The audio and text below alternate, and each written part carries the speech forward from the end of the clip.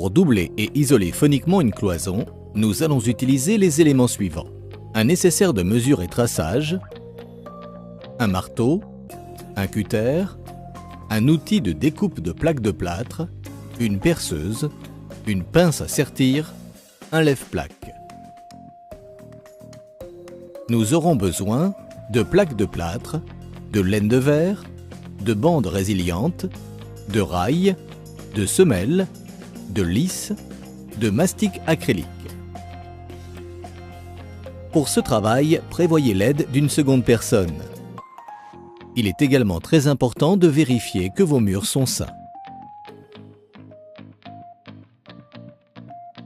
Étape 1.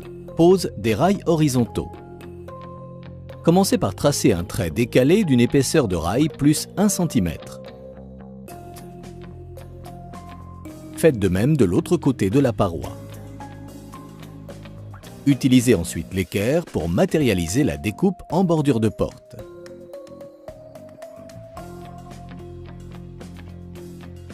Prenez le cordeau, déroulez-le et claquez-le pour matérialiser la ligne de pose. Après l'avoir coupé à la hauteur de la pièce, positionnez un rail sur le trait de cordeau au sol, maintenez-le vertical à l'aide du niveau à bulle et tracez un repère au plafond. Répétez cette opération à l'extrémité de la cloison et tracez une ligne de pose au cordeau sur le plafond. Répétez les mêmes opérations pour chaque mur. Mesurez la longueur de semelle nécessaire pour couvrir le premier pan de mur.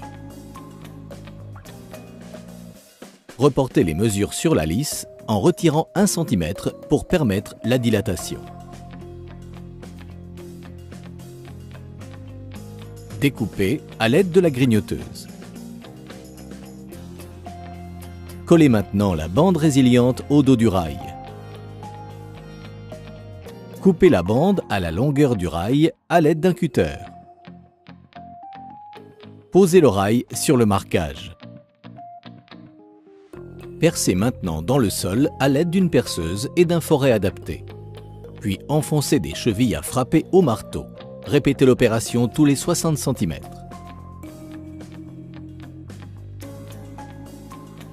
Répétez les mêmes gestes au plafond.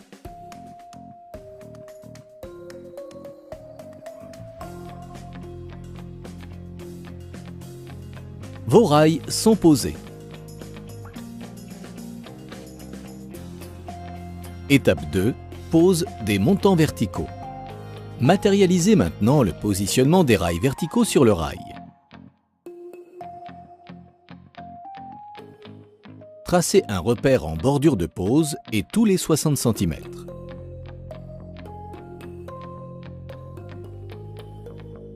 Mesurez ensuite la hauteur et reportez-la sur le rail moins 1 cm.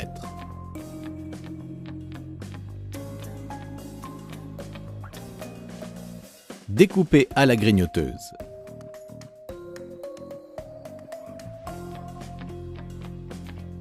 Glissez le montant dans le rail inférieur et supérieur.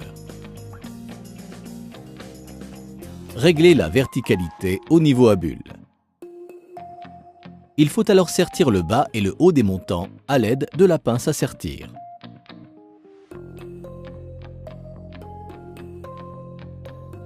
Les rails à l'intérieur de la cloison sont doublés. Installez donc 2 rails dos à dos sur votre repère. Associez-les entre eux en fixant une vis tous les 60 cm environ d'un côté puis de l'autre.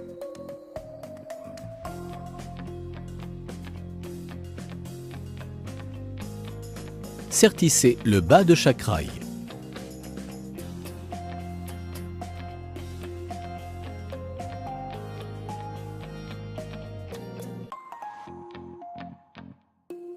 Vérifiez la verticalité au niveau à bulle, repérez la position des rails au crayon, puis sertissez-les. Répétez l'opération sur tous les autres montants. Étape 3. Le dessus de la porte. Prenez une mesure de 20 cm sur un rail.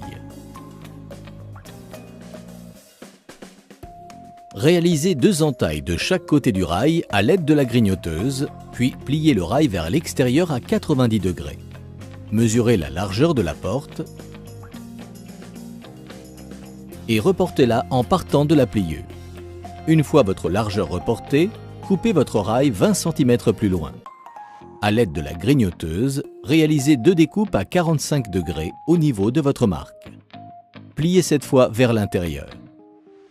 Consolidez-le en ajoutant un morceau de montant pour couvrir la hauteur souhaitée. Suivez le bâti de porte pour un pliage parfaitement parallèle. Insérez alors votre montant de manière à suivre le bâti existant. Sertissez le pliage à la structure existante.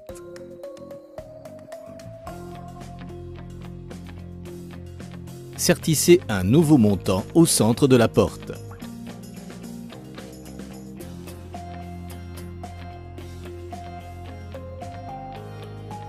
L'ossature de votre cloison est terminée. Étape 4. Pose de la laine de verre.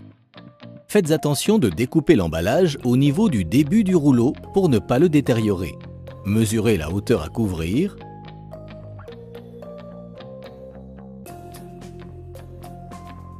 Reportez-la sur la laine en ajoutant 2 cm de chaque côté du lait. Découpez la laine à l'aide d'une règle et d'un cutter. Glissez la laine entre les rails et enfoncez-la soigneusement. Recouvrez l'ensemble de la cloison de la même manière. Étape 5. Pose des plaques. Commencez par poser une plaque entière. Pour cela, présentez la plaque face à la cloison, soulevée d'1 cm environ à l'aide du lève-plaque.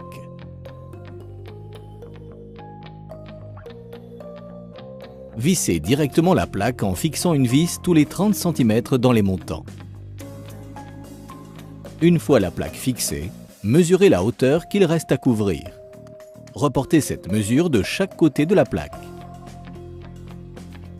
Tracez le trait de découpe.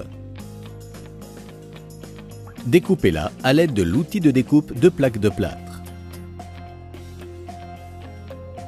Présentez la découpe sur l'ossature, vissez-la comme une plaque normale. Continuez en répétant ces mêmes opérations jusqu'à couvrir l'ensemble de la surface. Mesurez la largeur de l'encadrement de porte. Reportez la mesure sur le profil et découpez-le à la grignoteuse. Positionnez-le et vissez directement à travers la plaque. Une fois toutes vos plaques posées, posez un filet de mastic acrylique tout autour de la cloison.